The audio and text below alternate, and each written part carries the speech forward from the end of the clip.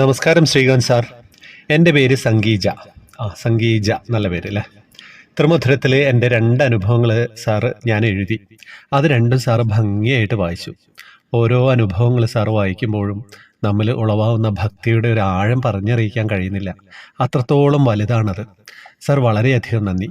ത്രിമധുരം ഗ്രൂപ്പിൽ ചേരാൻ സാധിച്ചത് എൻ്റെ ഈ ജന്മത്തിലെ ഏറ്റവും വലിയ ഭാഗ്യമായിട്ടാണ് ഞാൻ കരുതുന്നത്.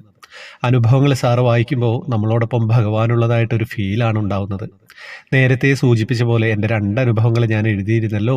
അതിനു മുൻപേ ഉണ്ടായിട്ടുള്ള ഒരു അനുഭവമാണ് ഞാനിത് ഇവിടെ എഴുതുന്നത്.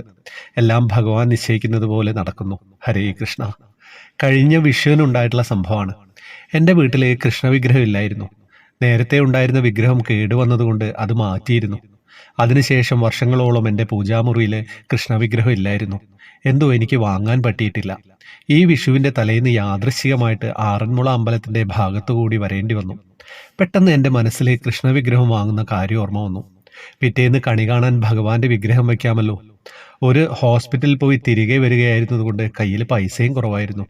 എൻ്റെ കൂടെയുള്ള ആളോട് പൈസ വാങ്ങി ഞാനൊരു കൃഷ്ണവിഗ്രഹം വാങ്ങി. പൊട്ടാതെ വിഗ്രഹത്തെ എൻ്റെ നെഞ്ചോട് ചേർത്ത് വീട്ടിലെത്തുമ്പോൾ ഞാൻ പ്രാർത്ഥിച്ച ഒരു കാര്യം, ഭഗവാനെ, ഇന്ന് എനിക്ക് ഒരാളോട് പൈസ കടം വാങ്ങിയാണ് ഭഗവാന്റെ വിഗ്രഹം വാങ്ങേണ്ടി വന്നത്.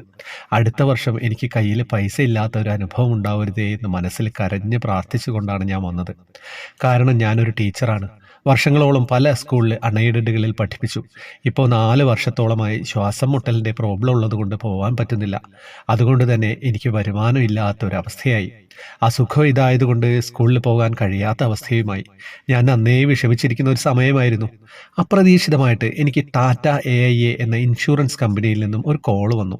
വർക്ക് ചെയ്യാൻ താല്പര്യമുണ്ടോ എന്ന് ചോദിച്ചു. ഞാൻ വിവരങ്ങൾ ചോദിച്ചറിഞ്ഞു.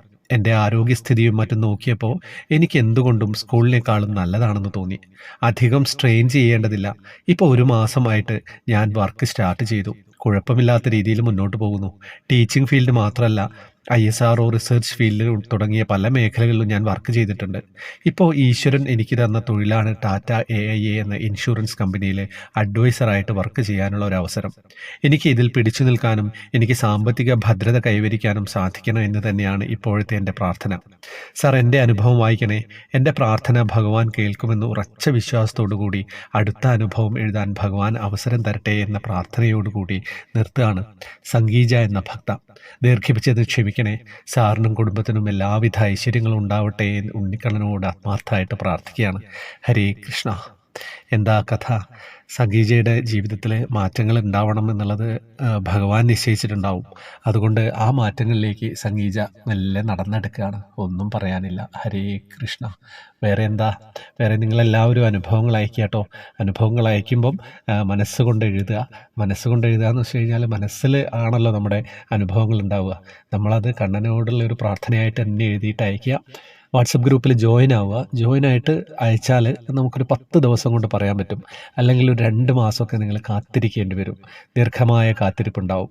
അപ്പോൾ അതിനൊക്കെ ശ്രമിക്കുക. പറ്റാത്തവർ നിർബന്ധിക്കില്ല, കാത്തിരിക്കുക, എന്നിട്ട് പറയും. അപ്പോൾ എന്താ, അപ്പോൾ അങ്ങനെ പോകുന്നു. ഈ സംഗീതയുടെ മനോഹരമായ അനുഭവം നിങ്ങളോട് സമർപ്പിക്കുകയാണ്.